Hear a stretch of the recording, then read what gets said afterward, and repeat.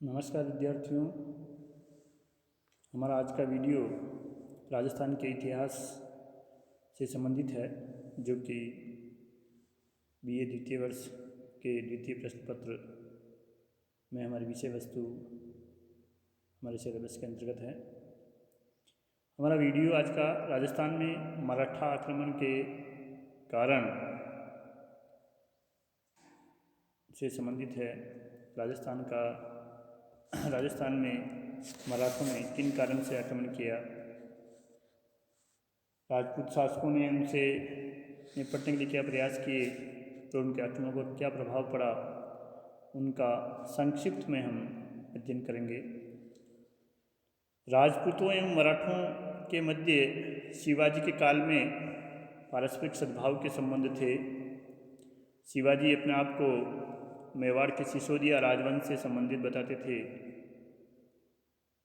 मेवाड़ के इतिहास ग्रंथ वीर विनोद में श्यामलदास शिवाजी के दादा मालूजी का संबंध मेवाड़ से बताते हैं। शिवाजी ने अपने जीवन काल में इसी कारण राजस्थान के राजपूतों से अच्छे संबंध बनाए रखे। जब औरंगजेब के पुत्र अकबर ने उसके खिलाफ विद्रोह किया तो दुर्गादास इन्हीं संबंधों के कारण विद्रोही शहजादे को लेकर के मराठा शासक संभाजी के दरबार में पहुँचे थे।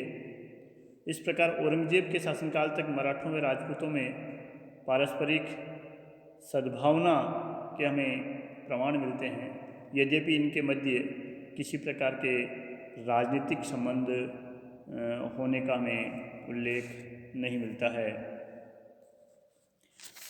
तो फिर ऐसे क्या कारण रहे कि मराठों ने बार बार राजस्थान पर आक्रमण करके यहाँ अव्यवस्था फैलाई और एक सदी तक राजस्थान की धरती को वो रौंदते रहे। कारणों में पहला कारण देखेंगे मुग़ल साम्राज्य का कमज़ोर होना। 1707 ईस्वी में जब औरंगजेब की मृत्यु हो गई तो मुग़ल दरबार में गुटबंदी अपनी चरम सीमा पर पहुंच गई। अब ऐसा कोई योग्य मुग़ल शासक नहीं रहा जो कि अपने मनसबदारों पर नियंत्रण रखता।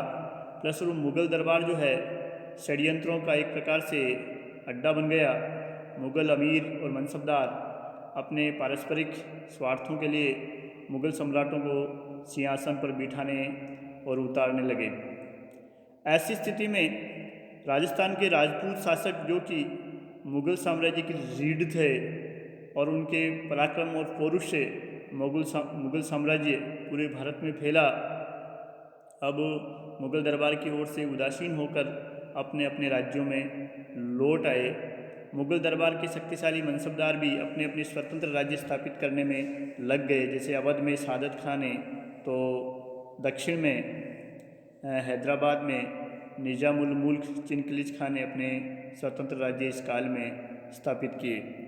मुग़ल साम्राज्य में इस प्रकार अव्यवस्था और उससे आरक्षित देख करके मराठों ने अपना साम्राज्य विस्तार उत्तर भारत की ओर करना शुरू किया।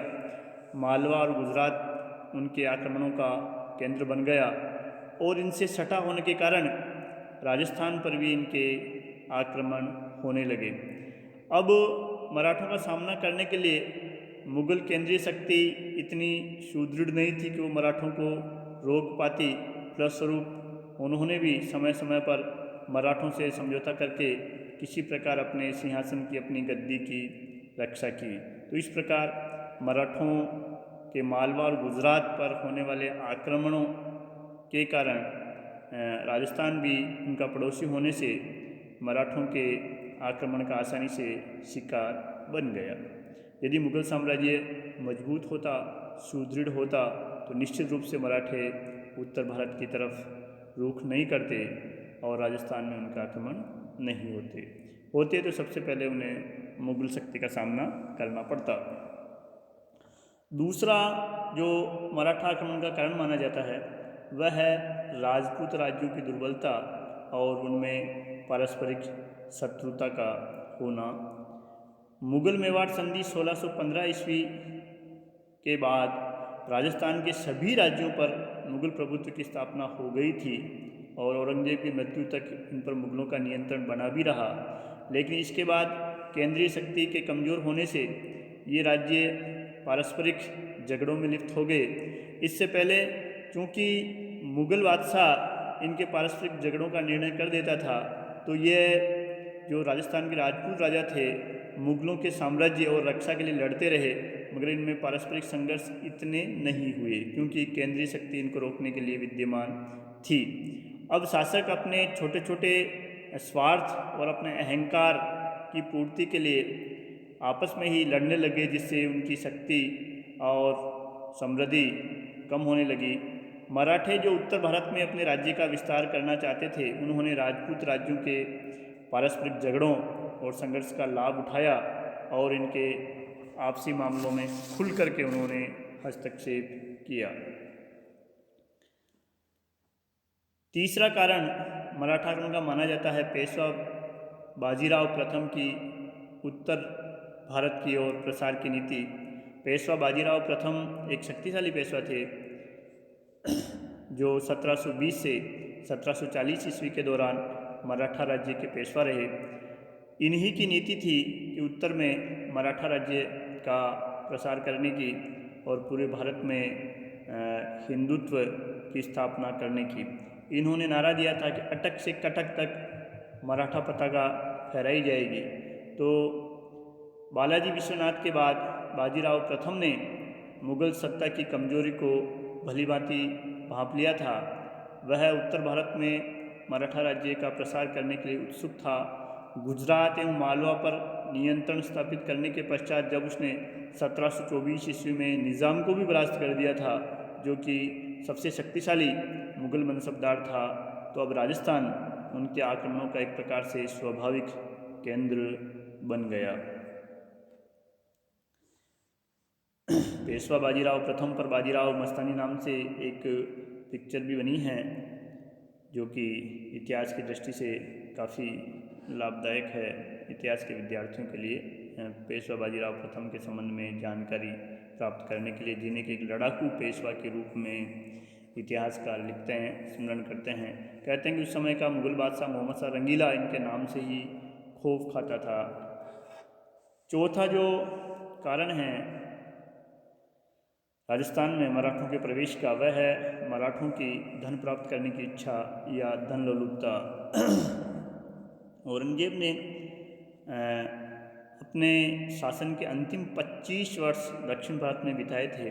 1682 से लगा करके 1707 तक वह दक्षिण भारत में ही रहा और इस दौरान उसका मराठों से संघर्ष एक दीर्घकालीन संघर्ष के रूप में परिणत हो गया, जिससे मुग़लों के साथ साथ मराठों की आर्थिक हालत भी खराब हो गई।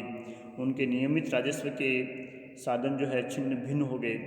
1690 से 1707 तक तो चूँकि मुग़ल शक्तिशाली भी थे और दक्षिण भारत में उनके शिविर थे, तो मुग़ल शिविरों को लूट करके किसी तरह मराठे अपना काम चलाते रहे। जब 1707 ईस्वी में शाहू को मुग़ल कैद से छोड़ा गया और वह मराठा पेशवा बना, उस समय उसकी सेना का खर्चा भी प्रथम पेशवा बालाजी बाजीराव ने ऋण लेकर के सेना का गठन किया था। ताराबाई का दमन करने के पश्चात शाहू ने पेशवा को गुजरात व मालवा से चौथ व सरदेशमुखी कर वसूल करने भेजा। इन प्रदेशों से मराठों ने डरा कर धमका करके एक प्रकार से चौथ वसूली की और बाद में बाजीराव प्रथम के लगातार सैन्य अभियानों से मराठा कोष पर विपरीत प्रभाव पड़ा और एक प्रकार से वो रिक्त हो गया। अतः मराठा सरदारों और को अपना दैनिक खर्च चलाने के लिए भी चौथ वसूली की ज़रूरत पड़ी या उस पक्ष की सहायता वो करने लगे जो उन्हें अधिकाधिक धन देने के लिए तैयार होता था या धन देने का प्रलोभन देता था। तो धन प्राप्ति के लिए भी मराठों ने राजस्थानी रियासतों में हस्तक्षेप किया और राजस्थान पर उनके आक्रमण हुए। राजस्थानी रियासतों में उत्तराधिकार के लिए होने वाले संघर्षों में शासकों ने स्वयं मराठों को आमंत्रित किया, प्लस उनका हस्तक्षेप यहाँ दिनों दिन बढ़ा। बूंदी के उत्तराधिकार मामलों में मराठों ने सर्वप्रथम हस्तक्षेप किया। इसके बाद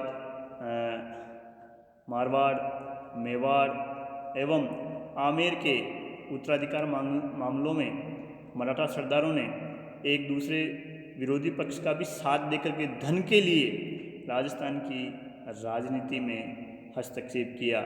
इस समय मराठों की नैतिकता खत्म हो चुकी थी और वह एक प्रकार से धन के लिए किसी भी पक्ष का साथ देने के लिए तैयार रहते थे। तो इस प्रकार इन विभिन्न कारणों से राजस्थान जो है मराठा आक्रमणों का केंद्र बन गया।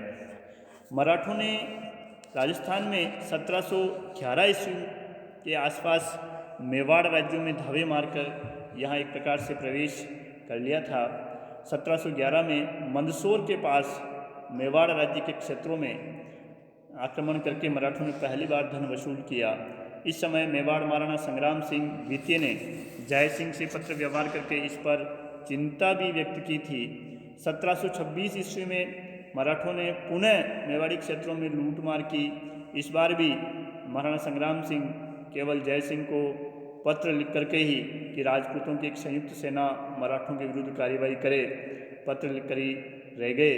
इस दौरान कोटा महाराव ने भी महाराणा को मराठों की मदद का आश्वासन दिया था, मगर वास्तव में मराठों के विरुद्ध सक्रिय कदम उठाने के लिए कोई ठोस कदम नहीं उठाए जा सके।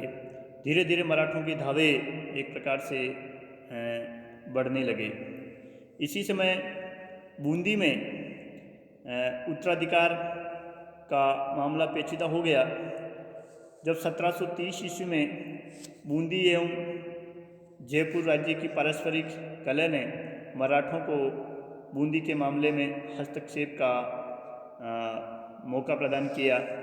जब आमेर के शासक जय सिंह की बहन कछवाही रानी ने मराठों को आमंत्रित किया कि वह जय सिंह द्वारा मनोनीत उम्मीदवार दलेल सिंह के विरुद्ध उसके पति बुद्ध सिंह को सहायता दे, उसने मल्हार राव होलकर को अपना राखी बंद भाई बनाया और बुद्ध सिंह को बूंदी की गद्दी पर बिठाया। मल्हार राव और राणोजी सिंधिया ने धन लेकर के बूंदी पर आक्रमण किया और जय सिंह द्वारा मनोनीत बूंदी के शासक दलेल सिंह को गद्दी से उतार दिया और बुद्ध सिंह को पुनः राजा बना दिया। मगर मराठों के लौटते ही जय सिंह की सेना ने पुनः बूंदी पर अधिकार कर लिया और दलेल सिंह को पुनः बूंदी का शासक घोषित कर दिया। इस बार कछवाई रानी का प्रतिनिधि दलेल सिंह का बड़ा भाई प्रताप सिंह पुनः मराठों के पास पहुँचे, मगर इस बार मराठे धन के प्रलोभन में नहीं आए और उन्होंने जय सिंह से अपने संबंध खराब नहीं किए। मराठों से मुकाबला करने के लिए राजपूत शासकों का एक महत्वपूर्ण सम्मेलन हुआ था हुरडा में, जो कि भीलवाड़ा जिले में ही एक अजमेर की सीमा पर स्थित एक गांव है वर्तमान में भी। और यहाँ राजस्थान के शासकों ने जय सिंह की कार्य योजना के अनुसार यहाँ एक सम्मेलन आयोजित किया, जिसमें राजस्थान के करीब करीब सभी शासकों ने भाग लिया। यह राजस्थान के राजाओं का सम्मेलन नहीं होकर के राजपूत राजाओं का एक सम्मेलन था, जो 17 जुलाई 1734 को संपन्न हुआ। इस सम्मेलन की अध्यक्षता मेवाड़ महाराणा जगत सिंह द्वितीय द्वारा की गई और इसमें आमेर का जय सिंह, मेवाड़ का महाराणा जगत सिंह द्वितीय, जोधपुर का शासक अभय सिंह, कोटा महाराव दुर्जन साल, बीकानेर का शासक सुजान सिंह, नागौर का भक्त सिंह, बूंदी का दलेल सिंह, करौली का गोपाल सिंह, किशनगढ़ का राज सिंह आदि शासकों ने इसमें सम्मेलन में भाग लिया। हुरडा सम्मेलन में मध्य भारत के राजपूत राज्यों रतलाम, शिवपुरी, ईडर, घोड़ और अन्य शासकों ने भी इसमें भाग लिया था। अतः यह सम्मेलन राजस्थान के राजाओं का सम्मेलन न होकर के राजपूत राजाओं का सम्मेलन हम इसे कह सकते हैं।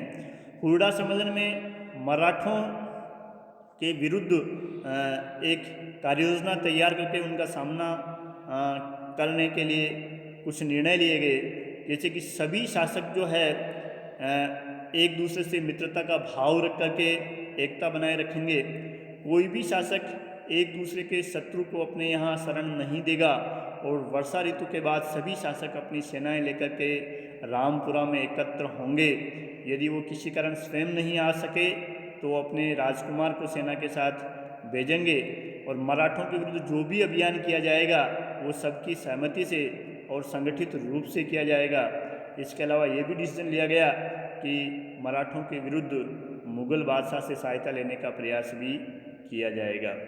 इस प्रकार हुरडा सम्मेलन मराठों के विरुद्ध राजपूत राज्यों द्वारा संगठित और कार्य करने की इच्छा शक्ति का एक प्रतीक बन गया, लेकिन दुर्भाग्यवश हुरडा सम्मेलन के जो निर्णय थे वो कार्यान्वित नहीं किए जा सके। महाराणा जगत सिंह ने इसमें ज़्यादा रुचि नहीं दिखाई।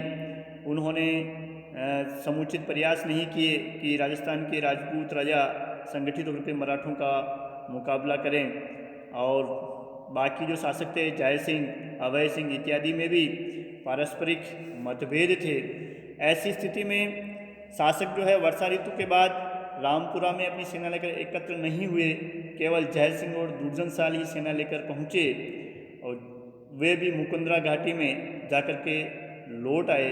इस प्रकार हुरडा सम्मेलन अपने उद्देश्य को प्राप्त करने में असफल रहा।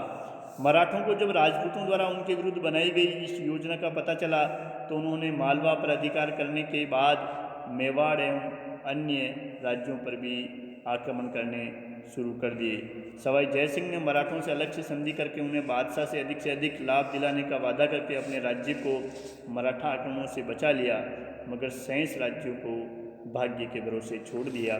इसके बाद 1735 में पेशवा बाजीराव प्रथम का राजस्थान आगमन हुआ और उन्होंने विभिन्न राज्यों से चौथ वसूल करने के समझौते किए। इसके बाद भी मराठों के विरुद्ध संयुक्त कार्रवाई करने के लिए छोटे मोटे सम्मेलन होते रहे, मगर वास्तव में ही शासक जो है राजस्थान के वो मराठों के विरुद्ध एक नहीं हो सके। मराठों ने सवाई जय सिंह की मृत्यु के बाद जयपुर के उत्तराधिकार संघर्ष में कभी ईश्वरी सिंह का और कभी माधो सिंह का साथ देकर के वहाँ हस्तक्षेप करते रहे। जो पक्ष उन्हें ज़्यादा धन देता वो उसी का साथ देने लग जाते थे। मेवाड़ में उन्होंने महाराणा हरि सिंह के विपक्षी सरदारों का साथ दिया, तो मारवाड़ में भक्त सिंह के पुत्र विजय सिंह का कभी विजय सिंह का साथ देते तो कभी वह विजय सिंह के विरोधी का साथ देते। इस प्रकार विजय सिंह के विरोधी राम सिंह का साथ देते। इस प्रकार मराठे राजस्थान के छोटे छोटे मामलों में भी धन लेकर के सामंतों का या राजाओं का साथ देने लगे। इस कारण पूरे राजस्थान में एक प्रकार से हम कहें अव्यवस्था व्याप्त हो गई। इसके बाद महादजी सिंधिया को जयपुर के शासक प्रताप सिंह ने मारवाड़ के शासक से सहयोग लेकर के तुंगा के युद्ध में पराजित भी किया था, मगर पाटन के युद्ध में सिंधिया ने पुनः राजपूत राज्यों पर अपना प्रभुत्व स्थापित कर लिया था। मेवाड़ की राजकुमारी कृष्णा कुमारी की हत्या भी इसी मराठा एक प्रकार से आतंक का एक कारण थी। कोटा के झाला जालिम सिंह ने मराठों को कभी धन दे करके, कभी भूभाग दे करके, कभी उनसे मित्रता करके कोटा को बचाए रखा। हम देखते हैं इन मराठा आक्रमणों ने राजस्थान को किस प्रकार प्रभावित किया। पूरी एक शताब्दी तक मराठों ने राजस्थान में एक अव्यवस्था फैलाई रखी। बीकानेर और जैसलमेर को छोड़कर सभी राज्य मराठों की इस लूटमार की प्रवृत्ति के शिकार हो गए।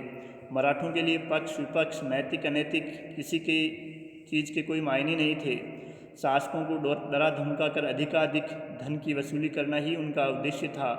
धन के लिए कई बार वो अपना पक्ष भी बदल देते थे। राजपूत राज्य इतने समर्थ नहीं थे कि वे मराठा आक्रमणों से अपने राज्य की रक्षा कर पाते।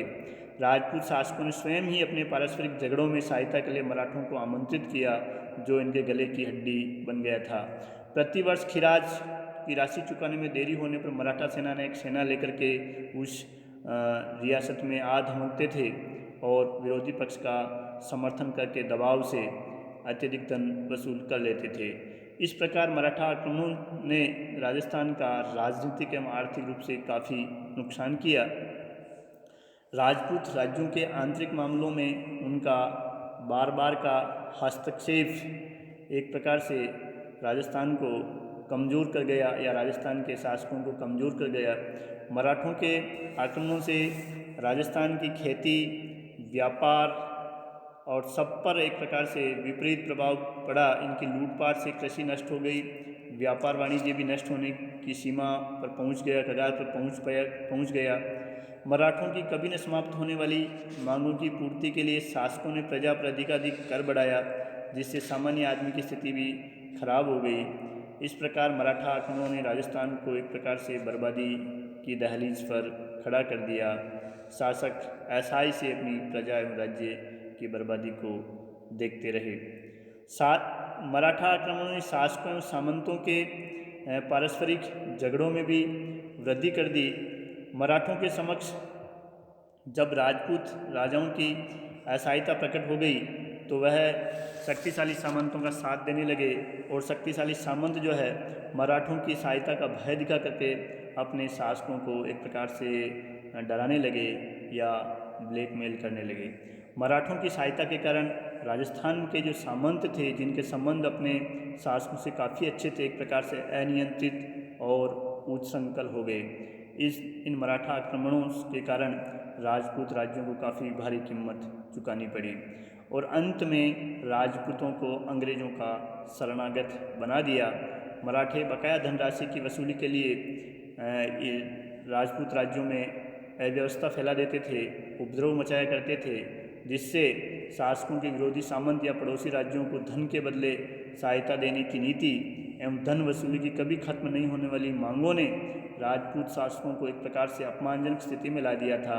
और राजपूतों ने अनेक बार अकेले एवं संघ बनाकर भी मराठों से छुटकारा प्राप्त करने का प्रयास किया, मगर उन्हें सफलता नहीं मिली और अंत में इन सामंतों के झगड़ों और मराठा उपद्रवों से परेशान होकर के वो ईस्ट इंडिया कंपनी के शरणागत हो गए। तो इस प्रकार मराठाओं ने राजस्थान को काफ़ी नुकसान पहुंचाया। जय हिंद।